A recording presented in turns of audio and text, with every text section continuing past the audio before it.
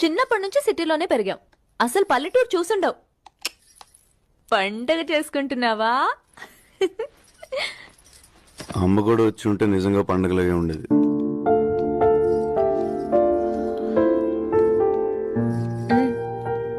అత్తయ్య మావయ్య దగ్గరికి రావాలంటే ఒక్కటే మార్గం. ఏంటి? నీ పెళ్లి. ఎవరైనా ఉన్నారా? అంటే అదే గర్ల్ ఫ్రెండ్ ఉండేది కాలేజీలో. మేబీ ఇప్పుడు పెళ్లిపోయి ఉండదు. అట్టా అయితే నాకు కూడా 10-15 మంది ఉన్నారులే.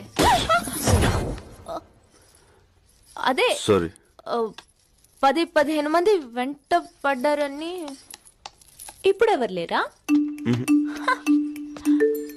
హైదరాబాద్ లో అమ్మాయిలు చాలా ఫాస్ట్ అన్నారే, ఇంత వీకా? కాదు, ఇట్లాంటి అమ్మాయే కావాలని ఏమైనా కోరికలున్నాయా? నేను కొంచెం హైట్ కదా, యావరేజ్ హైట్ ఉన్న అమ్మాయి అయితే బెటర్ అన్న ఫీలింగ్. నువ్వు ఫస్ట్ ఫ్లోర్ లో ఉండి అమ్మాయి గ్రౌండ్ ఫ్లోర్ లో ఉంటే ఎట్ట వర్కౌట్ అవుద్ది? అమ్మాయి కూడా ఫస్ట్ ఫ్లోర్ లో ఉంటేనే అన్నిటికీ బాగుంటుంది. అర్థమైందా? ఇంకేమన్నా ఉన్నాయా? చదువుకున్న అమ్మాయి అయితే బెటర్. ఏంటి బెటరు? తింటావా చదువుని? చదువుకున్న కాడి నుంచి నువ్వు నేను సమానం, బొంగు భోషణం అని ప్రతిరోజు గొడవలు. పుట్టే పిల్లలకి ఏబిసిడీలు ఒంట్లో నేర్పించుకుంటే చాలు. కొంచెం వాడండి అయ్యా. ఇంకా ఏమైనా ఉన్నాయా? ఎవరు లేని అమ్మాయి అయితే అమ్మని బాగా చూసుకుంటుందని నా ఫీలింగ్.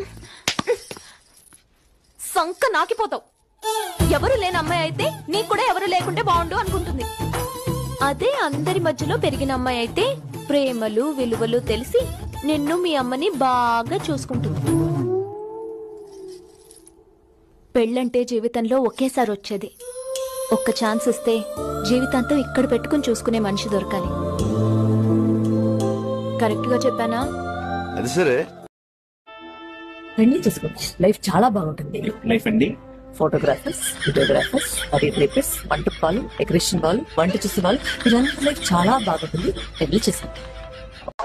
ఏంటి ఇంట్లో పనులన్నీ పని మనిషిలాగా నేనే చేస్తున్నాను. నాకు నెల నెల జీతం కావాలి. అంతే కదా, నీకు ఎంత జీతం కావాలంటే అంత జీతం తీసుకో. నిజంగానా? నిజంగా. కాకపోతే ఒక షర్ట్. ఏంటి? నాకు పని ఆవిడ నచ్చకపోతే మాత్రం మార్చేస్తాను. నాకే జీతం వద్దులేండి.